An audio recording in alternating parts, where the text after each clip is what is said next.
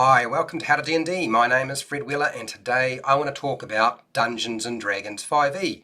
The topic for today, as it happens, is something that players and Dungeon Masters might find very useful, and that is the best wizard cantrips in Dungeons & Dragons 5e. What are they? Well, let's make it clear.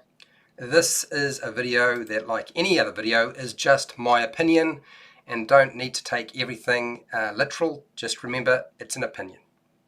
First off, wizards start with 3 cantrips, and eventually we'll get a total of 5 cantrips to cast, which means there's a limit to what you can do, but you get quite a few cantrips for a wizard, which is great.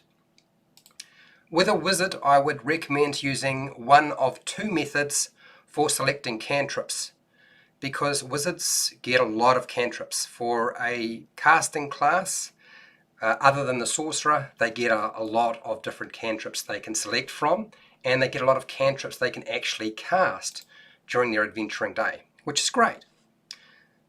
So the first method is select 1 damage dealing cantrip and the rest of your cantrips be utility. This is for somebody who pretty much isn't too worried about using cantrips in combat. Method 2 is select 2 damage dealing cantrips and the rest of them will be utility based cantrips. So 2 damage dealing cantrips and the rest of them will be utility.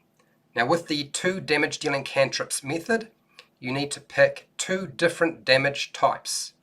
Don't select the same damage type, that's not recommended. And then also make sure that one of those cantrips is a saving throw and the other cantrip is an attack roll.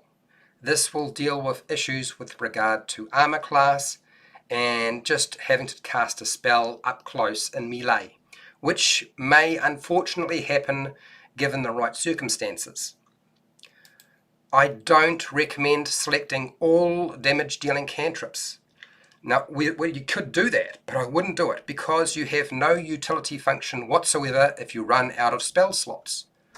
Now, you shouldn't necessarily be running out of spell slots at higher levels, but at low level, it's certainly likely to happen.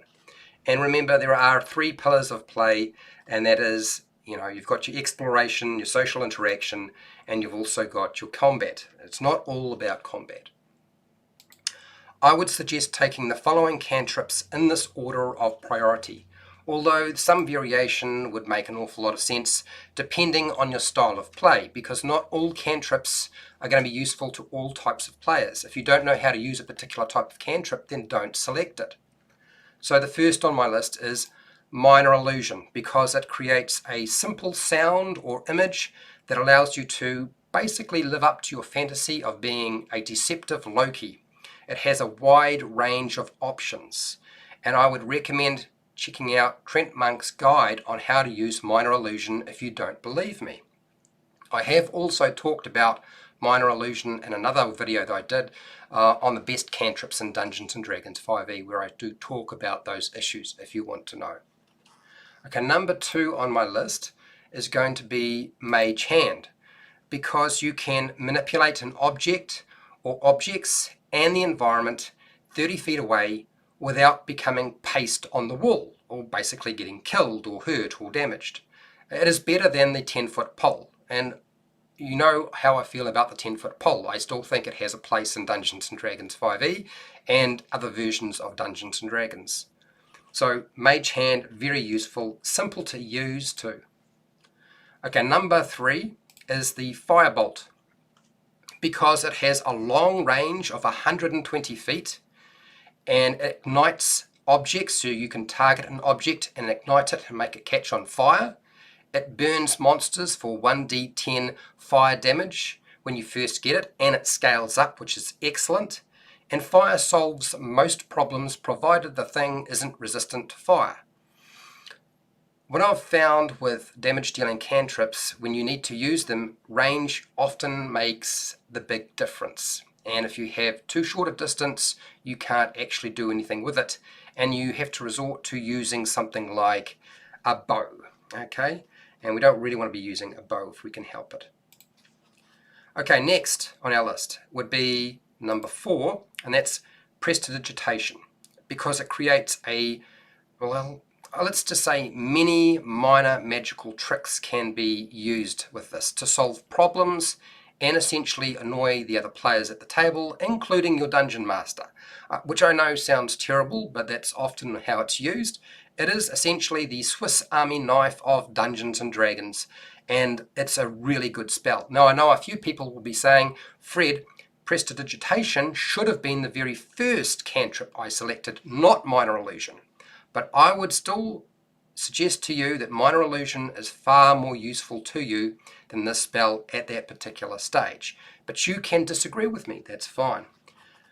Okay, number 5. I find it hard to say number 5, but number 5, I have to admit, has to be message, because limited telepathy is better than none. And essentially that seems to be what it's doing, okay?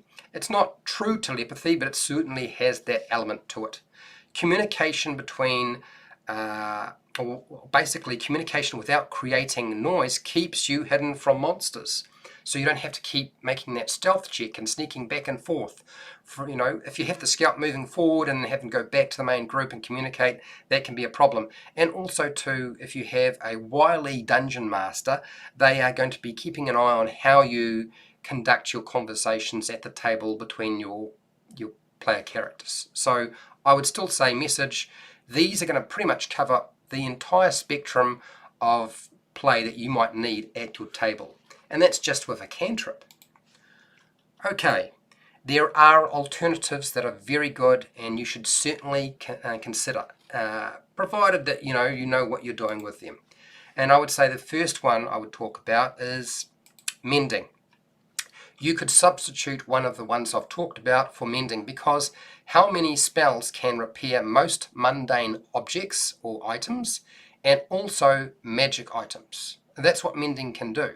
It doesn't imbue a magic item with magic attributes, but if it's broken, you can repair it provided the damage is not too great. And often you will find that a lot of mundane objects can be still repaired with this spell. So that's why I put it on my list. Okay, number 2 in terms of alternatives would be Chill Touch, because it has a range of 120 feet, and as I said, range is very important with a cantrip, particularly if you're playing in a wilderness exploration type campaign. And it does 1d8 necrotic damage, and that's good enough in itself. Just having that is good enough. But it also is specialized for dealing with undead monsters. That's like a gift, really. That's extra. That's icing on top of the cake. And the last alternative spell that I would suggest having a look at, and that is Poison Spray. Poison Spray, because it does 1d12 poison damage. That's a lot of damage for a cantrip. It scales up like all the damage dealing cantrips do. It has a range of 10 foot, which isn't great, but it can be cast in melee, right up close when you're in close combat, without any kind of penalty, because it's a saving throw. And that is a huge benefit to anybody who is casting spells when things sort of fall apart and the truck just does no more wheels left to sort of hold it up. Okay, all right, next. If you can use spells from Xanathar's Guide to Everything, then that changes things again. Okay, although I talked about the alternatives a second ago, those are for the player's handbook. But if you can use Xanathar's Guide to Everything, then there are 2 spells I would seriously suggest having a good look at. And the first one on my list is Toll the Dead. I never really understood what was going on with Toll the Dead until I saw it in play and realized what was going on. Why do we want to take Toll the Dead? Because it has a damage output of 1d12 necrotic damage at 60 feet to injured monsters. Now if they're not injured, it's only going to be 1d8. So you're only going to target the monsters that have already been injured or lost hit points. That's the thing you're aiming for. It should never be passed up. Go for this. This is a great cantrip. It does a lot. And necrotic damage is usually pretty good in terms of a damage output for any kind of cantrip. Anyway, the last one makes me laugh more than a few times, and that has definitely got to be Shape Water. Because being able to control water has too many ways you can abuse it. in your game of Dungeons and Dragons. I would say Shape Water, I would certainly consider on par with Minor Illusion and Prestidigitation. Those are great spells. Shape Water, usually you have water almost anywhere. If you have a water-based or water-themed campaign, even more useful to you. But I would certainly not get this. Don't just pass it over. It's seriously cool. You can get your Sub-Zero fix from this cantrip and this spell. So go with it. And look, honestly, the utility function behind it and the way you could use it in combat is quite significant. And I don't mean damage dealing. Okay, so that is my top list of cantrips for a wizard in Dungeons & Dragons 5e. Now I've given you 5 because usually you only get 5, so I've given you the top 5 that I would go for. Some alternatives if some of the cantrips that I've talked about are either cantrips you're not quite familiar with or you don't like, and I've given you some additional alternatives if your Dungeon Master is allowing you to use Xanathar's Guide to Everything. Now if you found this video helpful, great. I have like truckloads of videos on how to use spells. I even have a video on the best cantrips in Dungeons & Dragons 5e. I don't know how useful that will be to you, but you're welcome to go and check it out. If that's not the sort of thing for you, I have lots and lots of videos for players and Dungeon Masters providing advice on Dungeons & Dragons and Dungeons & Dragons 5e specifically. If you want to support this channel so I keep making content like this, you can do that through my Patreon page, where you can get access to the written scripts for all of my videos and the live streams, so you don't have to be notified, subscribed, and hitting the bell button, all that sort of stuff. Okay. Otherwise, I have affiliate links to the book depository and Amazon. You can also support me through the merchandise shelf underneath all of my videos if you want to buy some merch, or just watch my videos. I get paid through the AdSense revenue. It's a little bit of cash, so that's always nice as well.